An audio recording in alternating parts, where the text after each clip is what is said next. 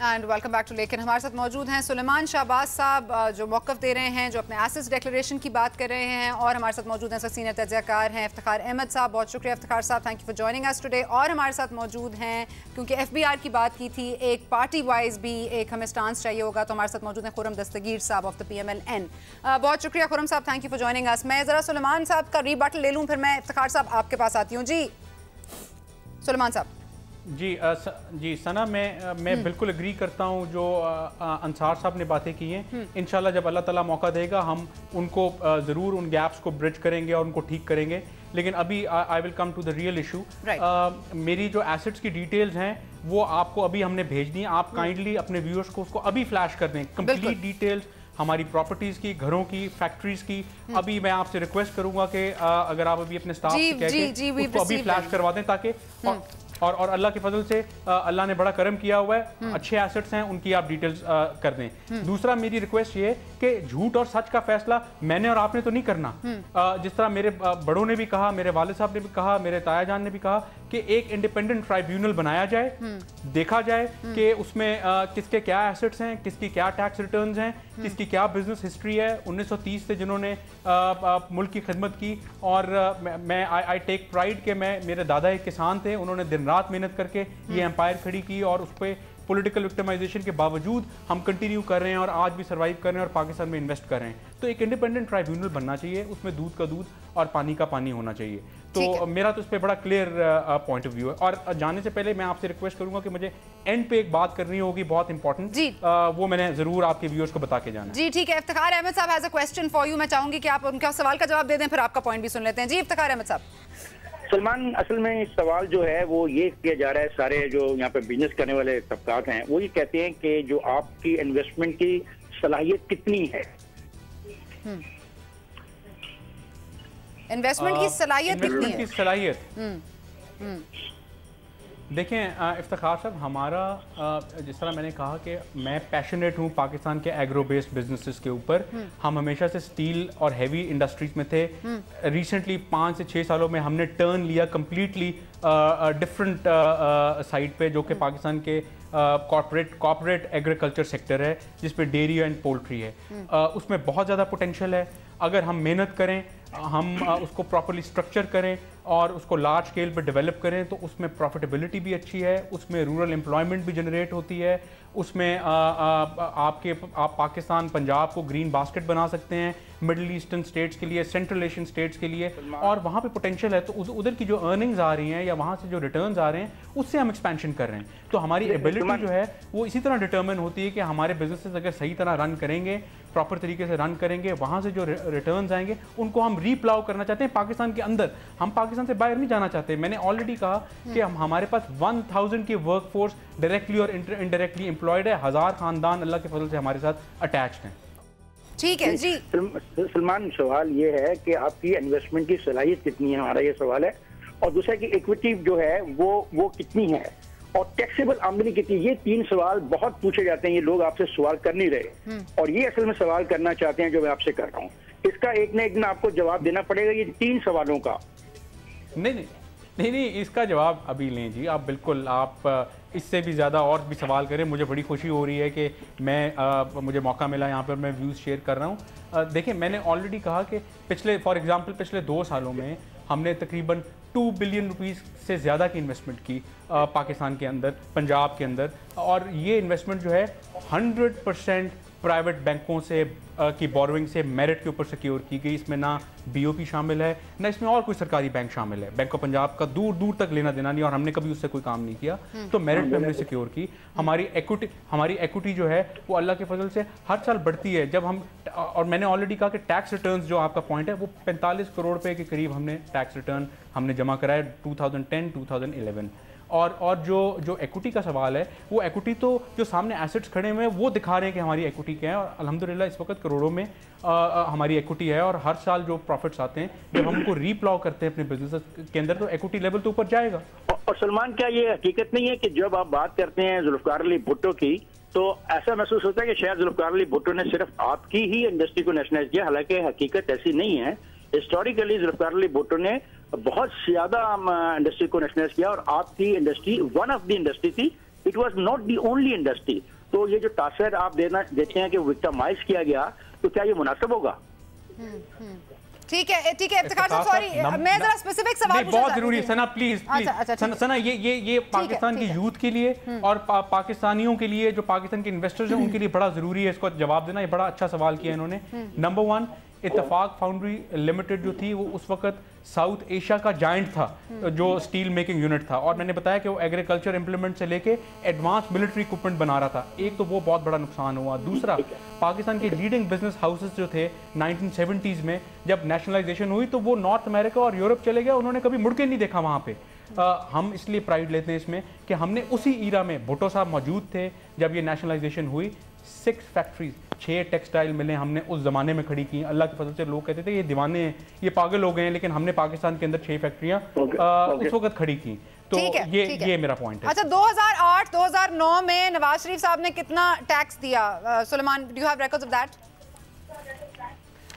2008 में तो वो पाकिस्तान आए क्योंकि उससे पहले वो एग्जाइल में थे, और जब वो एग्जाइल में थे तो उस वक्त क्योंकि वो पाकिस्तान में मौजूद नहीं थे तो उन्होंने कोई अपनी रिटर्न्स फाइल नहीं की। जब 2008 में आए तो साथ ही इलेक्शन हुआ and he could not contested, तो मेरा ख्याल उस वक्त उनकी कोई रिटर्न्स फाइल नहीं हुई, लेकिन पिछले 2 सालों की रिटर्न्स जो हैं वो हमने आपके प्रोग्राम में भेज दिए, यू कैन फ्लैश दैट। ठीक है सुलेमान साहब, सॉरी क्योंकि इमरान इस्माइल साहब ने भी ज्वाइन किया। एक सवाल अगर आप ले लें क्योंकि अब ज़ाहिर है बात पूरी खुलकर सामने आ रही है। तो जी इमरान इस्माइल साहब, आपका सवाल।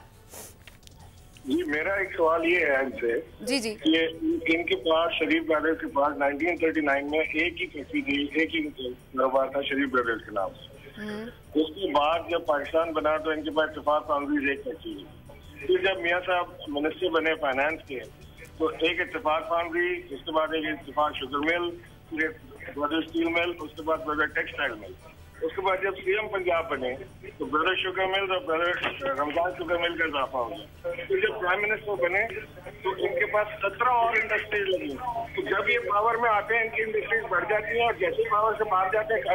इस्माइल साहब, मैंने ये सवाल कर लिया, गालिबन आपने सुना नहीं, ये सवाल हो चुका है, उसका जवाब दे चुके सुलेमान साहब, तो आई डोंट थिंक उस पर जाने की जरूरत है, वो दे चुके हैं सवाल का जवाब। ये मैंने आपसे ज्यादा सख्त तरीके से पूछ लिया। अगर आपके पास दूसरा कोई सवाल है तो please let's go to him, वरना फिर खुर्रम साहब के पास चलते हैं। Sana, can I ask one more question? जी 1 मिनट इफ्तिखार साहब, यहाँ जरा जवाब दे, हो जाएगा। 1 सेकंड जी। अच्छा। जी हाँ इमरान साहब। जी, हमने तो इनसे हमेशा ये कहा कि ये स्पेसिफिकली डिक्लेयर करें कि इनकी वेल्थ कितनी है, टैक्स कितना देते हैं। जी मेरे पास है डॉक्यूमेंट, सॉरी हमारे पास शायद अभी हम फ्लैश नहीं कर पा रहे, लेकिन ये डॉक्यूमेंट है हमारे पास जो उन्होंने बताई है, तो वो बहुत लंबी है, मैं आपको दिखा नहीं सकती, ना बता सकती हूँ। वो डॉक्यूमेंट ठीक नहीं है, इसलिए कि वो डॉक्यूमेंट एक्यूमुलेटेड टैक्स बता रहा है। मैं इनसे स्पेसिफिक सवाल कर रहा हूँ कि इनकम टैक्स, मुझे आपने मौका देना है जी जवाब देने का।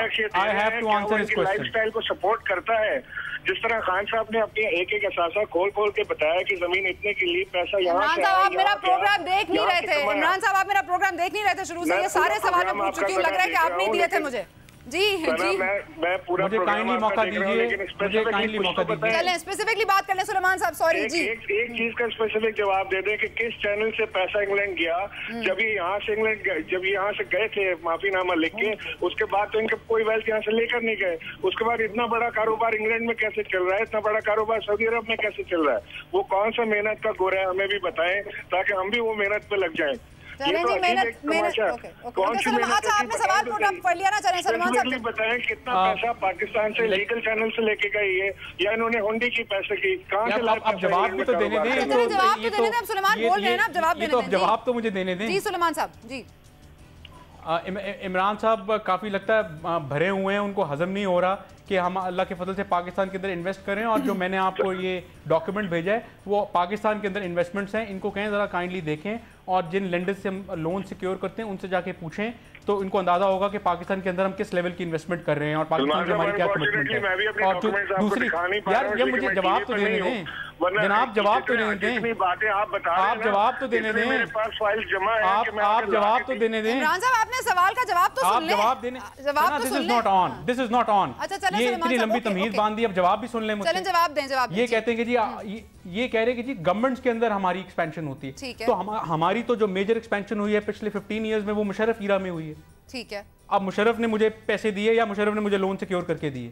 ठीक है, आप आ जाएं, आपके प्रोग्राम में हम डॉक्यूमेंट्स ले आते हैं, आप हमारी लेंडिंग्स देख लें, आप हमारी इक्विटीज देख लें। हमारी तो मेजर एक्सपेंशन हुई है मुशर्रफ की ईरा में और 100% प्राइवेट बैंकों से हुई वहां पे उस वक्त, ऑल दो कि वो वहां पे हमारी विच हंटिंग चल रही थी और विक्टिमाइजेशन चल रही थी। और दूसरी उन्होंने बात की कि जी फलां ईरा में इतना था, फलां ईरा में इतना था। मैं तो कह रहा हूँ कि नेशनलाइजेशन जब हुई 1970s में, मेरे ताया जान और मेरे वालिद गवर्नमेंट कॉलेज में स्टूडेंट्स थे। वो उस वक्त गवर्नमेंट कॉलेज में पढ़ रहे थे जब इत्तेफाक फाउंड्री साउथ एशिया की जायंट बन चुकी थी। पाकिस्तान स्टील और इत्तेफाक फाउंड्री का कंपटीशन था उस वक्त 1970s की ये बात है, व्हेन माय ताया and my uncle were studying. और उस वक्त भुट्टो के ईरा में जब वो पढ़ रहे थे, नेशनलाइजेशन के बाद 6 टेक्सटाइल मिले, उस वक्त खड़ी होगी। उस वक्त कौन सी गवर्नमेंट थी? उस वक्त कौन सी गवर्नमेंट थी? इसका जवाब दें मुझे। कैसे हो जाता है जी? नहीं, 6 फैक्ट्रियां टेक्सटाइल जो 1970 में खड़ी की नेशनलाइजेशन के बाद, उस वक्त कौन सी गवर्नमेंट थी जनाब? मुझे इसका जवाब दें आप। जनाब आली, मुझे एक बात का सवाल मैंने आपसे पूछा है कि मियां साहब, you have to answer me sir, you have to answer me. दौर में 17 industries, you have to answer me 1970s। No, you have to answer me in 1970s when Ittifaq Foundry, a giant was nationalized. When a giant was nationalized, 6 फैक्ट्रियां कहाँ से लगी?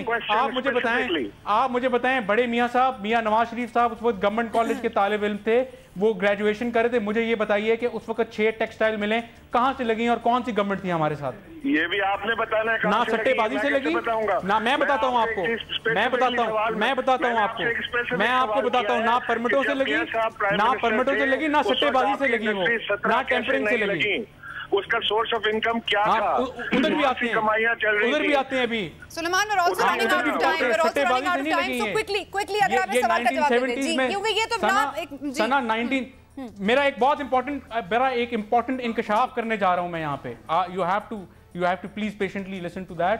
और 1970s में जो nationalisation के बाद एक्सपेंशन हुई, वो किसी परमिट, किसी सट्टेबाजी से नहीं हुई, वो हक लाल की मेहनत से हुई। अब आगे आते हैं। ठीक है, 17 कैसे लग गई जी? प्राइम मिनिस्टर थे नवाज शरीफ साहब। That's the specific question. तो जब बताएं 6 फैक्ट्रियां नेशनलाइजेशन के अंदर लग सकती हैं टेक्सटाइल मिलें कि कोई गवर्नमेंट वहां पे नहीं थी, तो बाद में जो इदारे लगे उन्होंने प्रॉफिट नहीं देने थे, उन्होंने रिटर्न्स नहीं देने थे, वहां से एक्सपेंशन नहीं होनी थी, बैंकों से लोन्स हमने सिक्योर नहीं किए। तो मुझे बताएं, या तो कोई डिफॉल्ट किया हो, या कोई कर्जा माफ करवाया हो, या कोई सूद बैंकों का माफ करवाया हो, राइट ऑफ्स लिए हो, तो जो फैक्ट्रियां चल रही थी उनकी प्रॉफिटेबिलिटी नहीं होनी थी। किस लिए कारोबार इंसान करता है? प्रॉफिट के लिए करता है। जब प्रॉफिट आया उसको रीप्लाउ किया। पाकिस्तान के अंदर 17 फैक्ट्रियां लगाई हैं, मैं समझता हूँ 117 लगनी चाहिए थी। इसमें क्या प्रॉब्लम है? ठीक है, ओके जी। इमरान साहब तसल्ली हो गई? एक इंकशाफ करने जा रहा हूँ, एक इंकशाफ करने जा रहा हूँ, सुन लें प्लीज। ठीक है। मेरे वालिद 2005 और 2006 में सलोन केटरिंग हॉस्पिटल न्यूयॉर्क में कैंसर से लड़ाई कर रहे थे, ज़िंदगी की कश्मकश में थे। उन्होंने मुझे वहाँ से अपने हॉस्पिटल से कॉल किया, वो अंडर ट्रीटमेंट थे। उन्होंने मुझे कहा कि शौकत खानम के लिए मुझे मैसेज आया है कि दे आर इन नीड। मैं खुद इमरान साहब को बुला के पूछे, इमरान खान को, कि मैं खुद इनके घर चल के गया जब मुशर्रफ विक्टिमाइजेशन कर रहा था। ये उसके साथ रेफरेंडम में आगे थे। मेरे वाले सलोन केटरिंग हॉस्पिटल में कैंसर से लड़ रहे थे, मैं डोनेशन दे के आया शौकत खान में। मुझे बड़ी दुख हो रहा है कि ये मैं आज फैक्ट रिवील कर रहा हूँ। इसलिए कर रहा हूँ क्योंकि ये मड स्लिंगिंग से और बोतानबाजी से बाज नहीं आते। तो कौम को ये पता होना चाहिए कि जब मेरे वालिद ज़िंदगी मौत की लड़ाई कर रहे थे, उस वक्त भी शौकत खानम एक कॉज थी, हम मानते हैं इसको, हमने वहाँ जाके कॉन्ट्रीब्यूट किया। ये इनको भूल गया और आज इनको हमारी एक्सपेंशन, इस मुल्क के अंदर इन्वेस्टमेंट इनको दुखती है। इनको NICL के स्कैम, हाजी स्कैंडल, BOP की लूटमार, PIA वो याद नहीं आता इनको। जरदारी साहब के 150 बिलियन की फ्रॉड याद नहीं आता। स्विस अकाउंट इनको याद नहीं आते। पाकिस्तान की इन्वेस्टमेंट हाँ, 71-72 के दरमियान उन्होंने 750 रुपए इनकम टैक्स पे किया है। 72 से 70 भाई 70 से बाहर निकल आओ आज ओ भाई 70 से बाहर निकल आओ। आज 2012 में जा रहे हैं हम।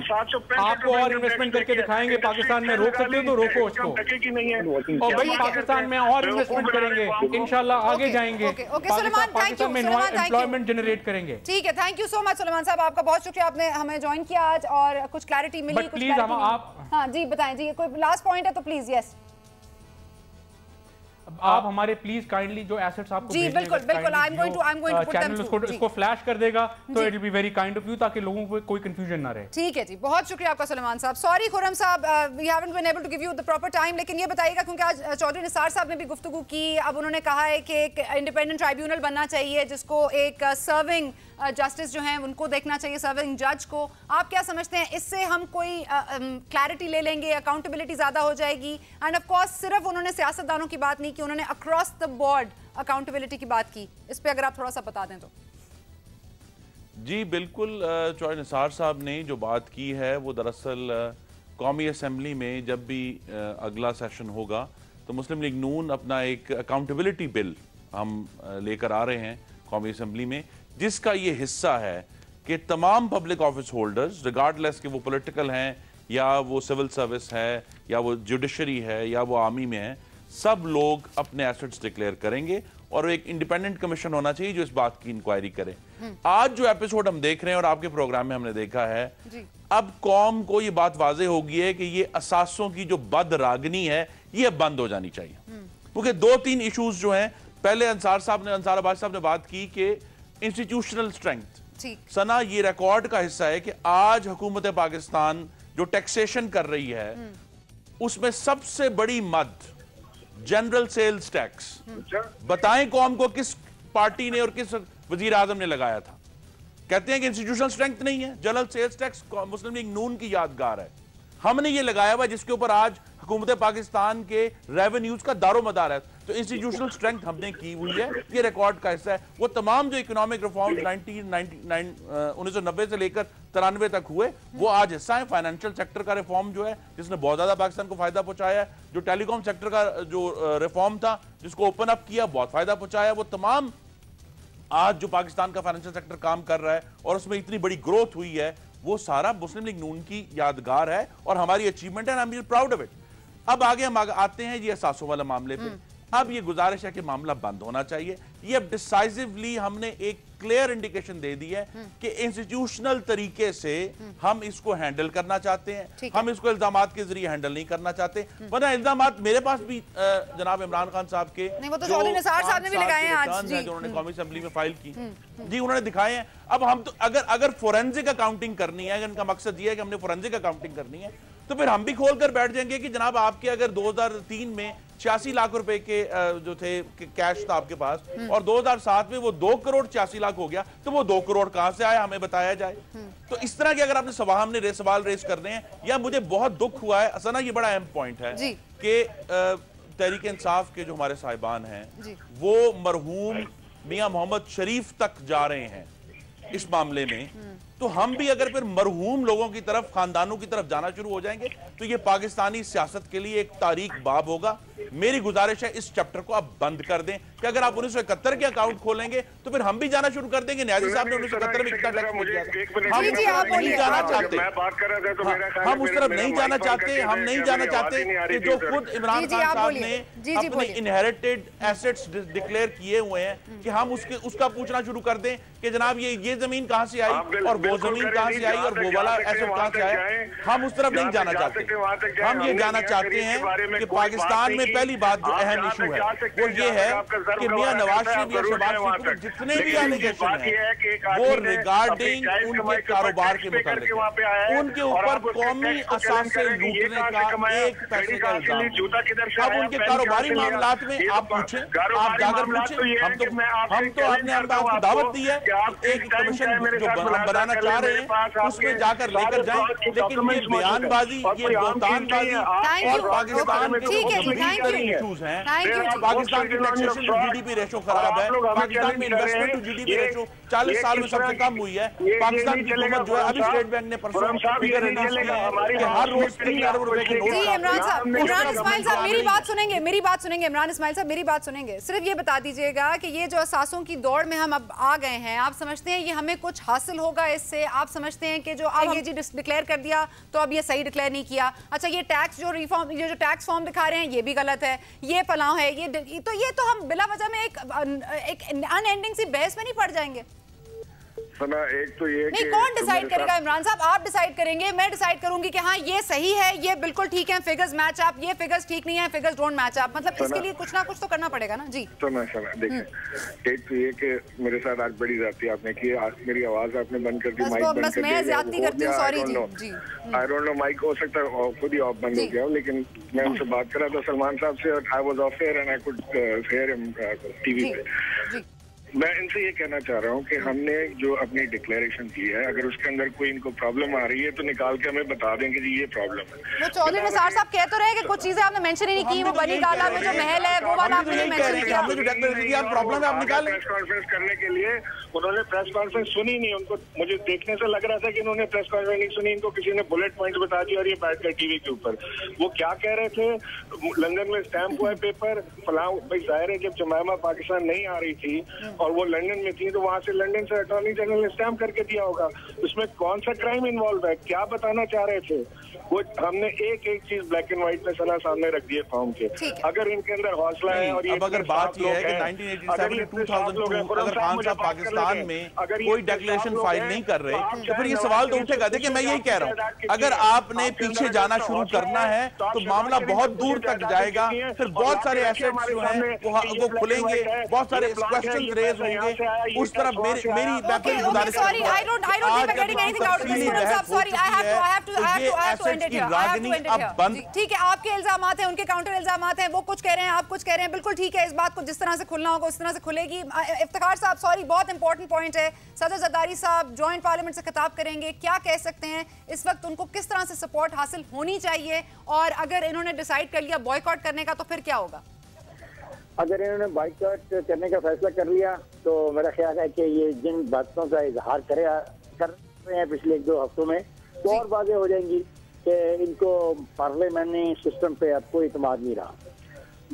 अब प्रेसिडेंट साहब क्या कहते हैं, उनको उन तमाम सवालात का जवाब देना चाहिए जो पिछले 5-6 महीनों में सामने आए हैं, ख़ास तौर पे जो पाकिस्तान की सलामती से मुतल्लिक़ अमूर हैं उनको खुल के बताना चाहिए, और जो responsibility as a president of Pakistan, as a commandant chief of the armed forces उन पे आयद होती है, उसको वो निभाएं और शेयर करें, और पाकिस्तान की अवाम को कॉन्फिडेंस मिले ये रियलिटी क्या है, और पार्लियामेंट के लोगों को रियलिटी में अपने साथ में तावन उनसे मांगे।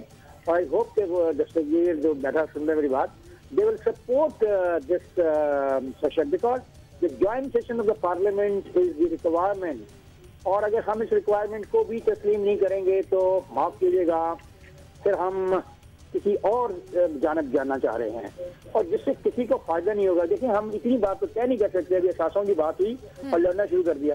भाई असासों के लिए एक बेहतरीन सिस्टम इवॉल्व कर लो, इसमें मेरा सासा भी आ जाए, खुरम का भी सासा आ जाए, सना का भी सासा आ जाए, सबका आ जाए, लेकिन सिस्टम इवॉल्व कर लो ना, वो मेरे और तुम्हारे लिए ना हो ना, तो हम सबके लिए हो। और ये सवाल का जवाब जरूर हमें आना चाहिए कि पाकिस्तान में सिर्फ जो टैक्स देने वाले हैं वो 20 लाख और बैंक अकाउंट 2.5 करोड़ लोगों के, तो खुदा के लिए ये भी तो असासों की बात, ये असासे सिर्फ आप लोगों के MNA MPs के असासों की हम बात नहीं कर रहे, पाकिस्तान में सिर्फ हम MNA MPs के असासों की बात साहब, असासे तो इंसान भी हैं, असासे तो अवाम भी हैं, असासे तो बहुत चीजें हैं। अब ये आपकी समझ और मेरी समझ पे है कि हमारे लिए असासे क्या है।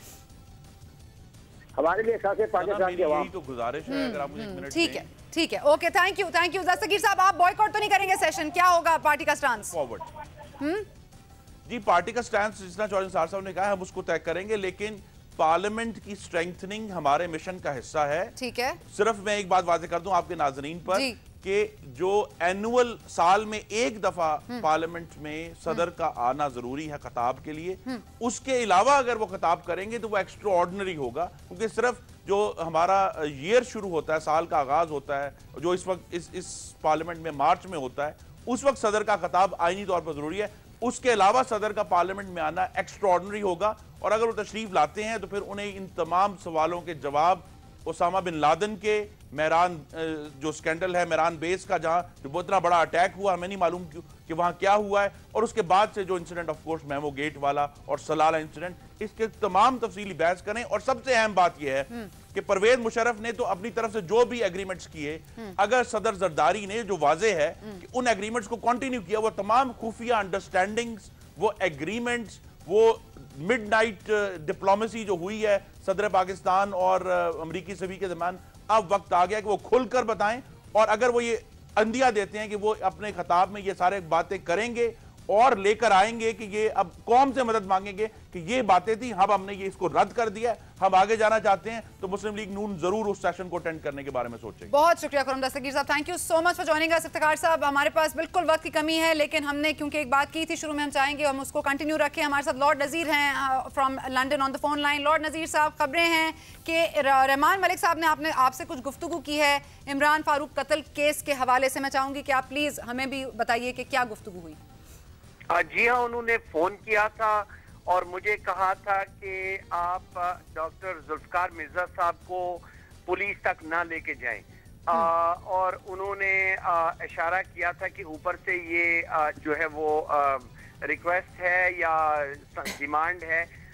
और उसके बाद फिर प्राइम मिनिस्टर आजाद कश्मीर ने भी फोन करके कहा, बल्कि उन्होंने तो एक मेरे अजीज हैं जो लॉयर हैं सुप्रीम कोर्ट के आजाद कश्मीर में, उनको परसुएड भी किया, बल्कि उनको ये भी कहा कि वो चीफ एग्जीक्यूटिव है, वो कुछ भी कर सकते हैं। और उसके बाद फिर आपको पता है कि पर्सोना नॉन ग्राटा और फिर मेरी जो नेशनैलिटी और यहाँ पे जो अटैक भी डॉक्टर साहब के साथ हुआ, इसका सारे का लिंक है। और फिर क्योंकि ये सारे का सारा बरतानिया में मर्डर हुआ। ये कॉल आपको कब आई है, ये आपकी बात एग्जैक्टली कब हुई है? ये 16 नवंबर को हुई थी जी। 16 रात के 9 बजे बात हुई थी। ये रजिस्टर्ड है मेरे टेलीफोन पे। और 2-3-4 दिन के बाद प्राइम मिनिस्टर ने भी टेलीफोन कॉल की थी। और ये perverting the course of justice एक हमारा क्राइम है, जिससे तकरीबन 5-6 साल सजा भी हो सकती है, अगर ये प्रूव किया जाए कि वो actually perverting the course of justice कर रहे थे। क्योंकि कोई आदमी अगर पुलिस को एविडेंस देना चाहता है और अगर वो कोई और आदमी उनको रोके या उनको मना करे या उसको बंद करने की कोशिश करे, तो ये एक बड़ा सीरियस क्राइम है। अच्छा, ये बताइएगा कि जो आप पर और डॉक्टर जुल्फिकार मिर्जा साहब पर हमला हुआ, उसको आप समझते हैं कि इस टेलीफोन कॉल से एसोसिएट किया जा सकता है? बिकॉज जिस तरह के अखबारात में ये खबरें आ रही हैं, उससे तो लगता है जैसे दोनों चीजें कुछ कनेक्टेड हैं। शायद आपको कोई रिटन सिग्नल पहुंचाया गया। Of course this would be a very serious allegation. आप समझते हैं कि ऐसा हो सकता है? और ऐसे क्या शवाहिद है लॉर्ड साहब जो नहीं चाहते कि कोई कहीं पहुंचे?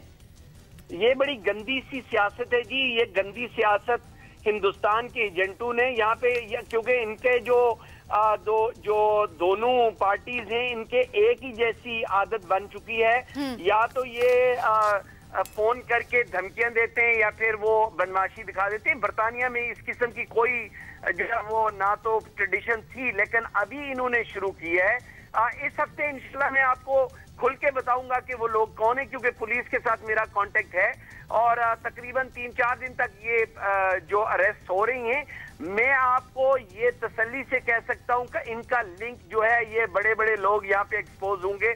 जो अटैक हुआ है, अल्हम्दुलिल्लाह हम लोग तो बच गए थे, वो साथी जो जख्मी हुए हैं सीरियस है, लेकिन इंशाल्लाह मैं आपको बताऊंगा कि इसका लिंक कहाँ जाता है। बहुत बहुत शुक्रिया लॉर्ड नज़ीर अहमद साहब। We will stay in touch and thank you for joining us. यहाँ पे प्रोग्राम का वक्त भी खत्म हुआ, हम चलेंगे वापस जियो न्यूज़ की जानिब और ज़्यादा से ज़्यादा सिर्फ यही कहेंगे कि असासे डिक्लेयर कीजिए या ना कीजिए, लेकिन कम से कम पाकिस्तान के लिए अच्छा ही सोचिए। और इसके लिए अगर डेमोक्रेटिक सेटअप को सपोर्ट करने की बात है, जॉइंट सेशन को अटेंड करने की बात है, तो वो भी करना हमारे लिए लाजिम है। इसी के साथ इजाज़त दीजिए, वापस चलेंगे जियो न्यूज़ की जानिब।